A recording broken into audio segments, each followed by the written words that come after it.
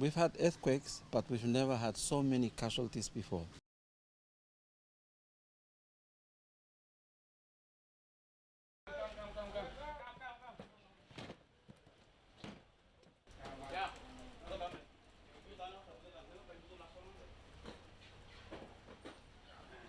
First room there, and this is the first thing that I noticed is the roof.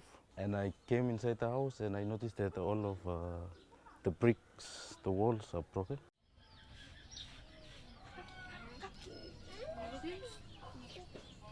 Our concern is that it's too open. We don't know at night people are walking around.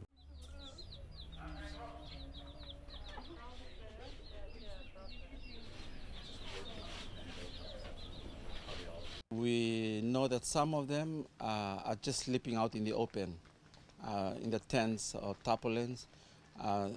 During the daytime, they go to their home, but at nighttime, they don't feel safe to be sleeping at their home.